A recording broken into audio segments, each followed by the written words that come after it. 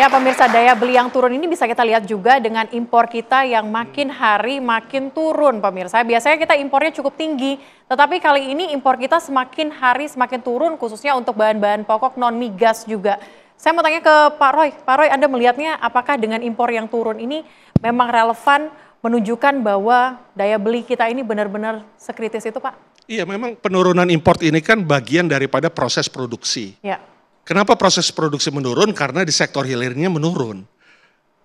Karena yang terjadinya kan seperti itu. Nah, jadi kembali lagi di dalam pembicaraan kita dari waktu ke waktu, saya lebih berharap sebenarnya ya. Ya sudahlah, yang namanya Trump effect ini kan sesuatu yang kenyataan, nggak ada lagi yang bisa nahan, nggak ada yang bisa tarik rem. Ya, diplomasi kita sudah lakukan pilihan kita, nggak retaliasi. Tapi lebih daripada itu ya cepat kembali untuk mikirin domestik. Harus diingat, 2 kali kita terjadi penurunan pertumbuhan ekonomi dalam 2 kuartal berturut-turut, maka kita jadi negara resesi. Itu kan sudah suatu kenyataan, pernyataan itu. Nah kita harus jaga, kalau tahun ini tadi saya sependapat dengan Pak Joshua, bahwa nggak akan sampai 5%. Karena memang di retail sendiri itu tinggal single digit bertumbuhnya. Tahun lalu masih double digit, 17-18%. Sekarang 9% aja bagus. Nah artinya apa? Ketika konsumsi turun, pasti menarik PDB. PDB turun, itu growth of ekonomi kita turun. Makanya bisa 4,8 mungkin atau 4,9. Tahun lalu 5,17 kuartal kedua di Ramadan kita. Sekarang 4,8, 4,9. Belum keluar sih memang data. Kalau IMF kan 4,7. 4,7. Bisa lebih turun ya, lagi. Ya artinya kan sepanjang tahun ini kita punya dilematis. Apakah bisa 5% lagi kayak tahun lalu 5,03. Nah itu sekarang yang jadi masalah adalah bagaimana fokus untuk peningkatan daya beli dan daya jual ini. Nah, peningkatan daya beli daya jual tadi saya sudah sebut, hanya karena sektor pendapatan saja yang harus ditambahkan atau sektor cost-nya yang dikurangi bagi masyarakat. Nah, kalau cost nggak bisa dikurangi, ya pendapatannya diciptakan. Program kewirausahaan itu harus penting sekarang dilakukan. Ya, bukan yang program besar atau program yang sifatnya memang ya kita tahu ya sekarang sudah ada koperasi Merah Putih bagus, kita semua bilang bagus ya.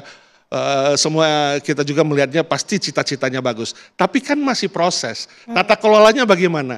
Pasarnya gimana? Marketnya gimana? Produknya gimana? Nah kewirausahaan yang paling gampang misalnya saudara-saudara kita yang terkena PHK. Diberi fasilitas warungisasi. Halaman rumahnya yang ter-PHK diberikan kesempatan untuk bisa buka warung. Beli barang yang wajar, jual barang yang wajar, sudah ada untung. Nah untungnya itu dipakai daya beli. Nah kalau tidak ada itu lalu mereka apa sekarang? Ya lari ke non formal. Tapi kan semua orang punya lahan Pak. Ya itu kalau punya lahan. Kalau yang nggak punya lahan kan bisa gabung. Komunitas, buat dalam satu komunitas, satu area dan lain sebagainya. Tapi difasilitasi, harus difasilitasi oleh pemerintah daerah maupun pemerintah pusat. Jadi ada program-program yang langsung cespleng, yang dilakukan, itu langsung bisa mendapatkan pendapatan. Bukan yang harus mengatur lagi tata kelolanya. Bukan lagi harus mengatur bagaimana nanti uangnya. 400 triliun untuk Koperasi Merah Putih, untuk 80.000 Koperasi Merah Putih dengan masing-masing 5 miliar. Ya mohon maaf, MBG aja kan kita belum selesai. Ya, kita defisit APBN kita 30 triliun di kemarin kuartal pertama. Nah jadi kembali lagi yang cespleng saja. Program-program kewirausahaan untuk ningkatin pendapatan. Yang kena gitu ya. Dan cost-nya coba ditekan dengan cara yaitu tadi kebutuhan barang pokok untuk yang marginal dikurangi PPN-nya. Bang Dery, ini menyambung wirausaha, apakah ini salah satu solusi yang cocok untuk UMKM atau bagaimana nih? Ya menarik, kita bahas kasih solusi nih berarti ya. Jadi terus ngapain nih? Gitu kan kita bersama UMKM terus peran lo apa Der? Sebenarnya simpel lagi nih, daya beli menurun yang disibukkan oleh UMKM ya disibukin apa segala macamnya adalah terkait tentang oh iya ya, terus berarti kita nggak ada yang beli ya. Simpelnya gini, sebenarnya seorang profesor, dia ahli psikolog, di tahun 1943, 2 tahun sebelum Indonesia merdeka, di Amerika beliau bikin penelitian. Namanya Hierarchy of Needs atau kebutuhan dasar. Itu melambangkan ada beberapa pakar yang lainnya mengatakan bahwa ini terjadi ketika misalnya negara krisis, ini terjadi ketika negara masyarakatnya, stakeholdernya, daya belinya melemah. Nah, profesor itu bernama Abraham Maslow, makanya dia punya teori namanya teori Maslow. Nah ini buat teman-teman UMKM, perhatikan di sini terutama tadi mbaknya yang ada di Tanah Abang atau mungkin di Mangga 2. Apa itu? Yang disibukkan adalah, coba kita lihat, apa hierarchy of needs atau kebutuhan dasar buat para UMKM atau pedagang, kebagi menjadi 4. Nah 4 ini apa aja? Dia mengatakan ada food, water atau beverage, jadi food, water, rest, cloth. Makanan, minuman, kebutuhan istirahat, bantal, guling, dan lain sebagainya. Sama yang namanya cloth, pakaian. Nah 4 hal ini udah kebutuhan dasar. Yang disibukinnya justru bukan gara-gara daya belinya menurun, tapi masalahnya orang-orang zaman sekarang tuh nahan. Dia lebih memprioritaskan, nggak mungkin dia nggak butuh hariannya, pasti butuh. Coba kita lihat, perhatikan, tanpa mengurangi hormat buat mbaknya atau mungkin kawan-kawan yang ada lagi nonton sekarang ini UMKM. Kalau dari saya, solusinya adalah yang paling simpel adalah 3S, yaitu survive, simple, smart. Nah, coba dia beralih kepada barang-barang yang istilahnya bisa menjadi daya tahan hidupnya mereka setiap harinya. Maaf, mbaknya tadi jualan busana muslimah. Oke, sebelum kita mengenai optimasinya ya, marketingnya, strateginya, TikToknya, nggak usah ke situ dulu deh. Busana muslimah, apakah dipakai setiap hari? Enggak. Nah, itu kan. Yang katanya kan mbaknya juga mengaku bahwa, oh tahunan dia belinya. Kita ngomong behavior secara umum dulu ya. Tahunan, belinya pas mau lebaran, apa segala macamnya, abaya, jubah, dan lain sebagainya. Nah mungkin, menyasar kepada muslimah yang menutup auratnya misalnya. Kan bisa dipakai setelan yang buat ke kantor harian. Apalagi tadi kan mbaknya saya ngomong di belakang juga kan mbaknya bilang katanya konveksi sendiri. Itu kan bisa mulai pelan-pelan dirubah. Mereka itu mau beli karena memang daya beli menurun, PHK massal. Mereka mau beli, nggak mungkin mereka nggak beli sesuatu untuk bertahan hidup setiap harinya. Tas kuat buat ngojek, ya kan? Yang sekarang ngelihat pindah-pindah kantor lebih ringkes, gitu. Itu mulai diperhatikan.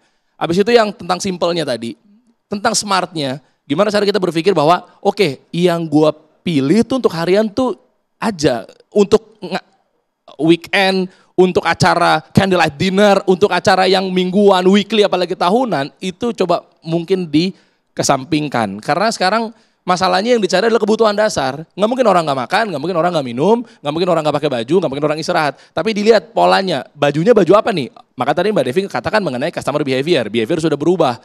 Ngapain gue beli abaya tiap hari? Tapi yang jadinya adalah gue mendingan nyari baju busana muslimah atau baju muslimah yang dipakai ngantor harian. Artinya harus menyesuaikan juga ya saat ini. Iya, karena kondisi sudah berubah. Tadi Mbak Devi katakan juga mengenai belanja gaya-gayanya sekarang adalah di online.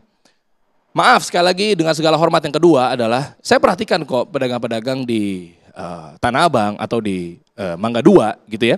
Kita di sini karena cinta, karena sayang kepada kawan-kawan membersamai kami gitu, UMKM juga gitu ya. Live-nya itu nggak ada bedanya mungkin, oknum ya kita bilang, sama yang lainnya. Betul, tadi Mbak Devi bilang, ada yang dengan entertainment, hiburan. Pernah viral kemarin, host ganteng yang jualan batik. 72 batik, dengan gaya personal branding. Nah pedagang, host live-nya itu harus menggunakan personal branding. Apa yang membedakan dengan yang lain?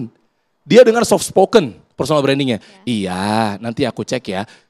Iya, masa kok nggak ada di etalase, aku cari, akunya nggak dijual. Yang lain ada kok, sabar ya. Itu dengan personal branding dia, makanya saya undang ke podcast. Bang Dery itu kan nggak mudah untuk teman-teman seperti yang tadi disampaikan oleh makanya Pak Ro tadi bilang, pemerintah, saya bilangnya oknum lah ya, ketika ada reaktifnya perangnya antara TikTok Shop dengan Tanah Abang, ya kan, perang dagang air imbasnya ke Mangga 2, oknum-oknum ini jangan cuma masuk ke dalam sebuah pasar buat kebutuhan PR-nya saja. Oh, sudah berkunjung. Oh, dapat konten. Habis itu pulang. Maksudnya apa nih? Di training. Oke, pedagang Tanah Abang ngumpul. Kami siap kok. Kita siap datang ke Tanah Abang, kita siap. Tapi kan masalahnya kan kita nggak tiba-tiba kucuk-kucuk langsung kayak pemerintah minggir. Kita aja yang training. Sebentar nih. Ya kan, digandeng kita kami, Raffi, Om Deddy, dan lain sebagainya itu bilang sama saya, kita siap bantu. Tapi masalahnya difasilitasi oleh pemerintah, di training, aduh hostnya kita kumpulin. Oke, gimana cara nyusun personal branding? Yang bikin beda kamu dengan yang lainnya apa? Masalahnya kawan-kawan begitu live, apa coba isinya? Ya udah, silakan kakak, etalase nomor berapa? Oh iya, ada kakak, harganya sekian kakak. Semua juga begitu. Ya kan? Ya gitu lah orang-orang. Jadi ngelihatnya aja udah langsung scroll gitu ya? Pasti skip. Oke.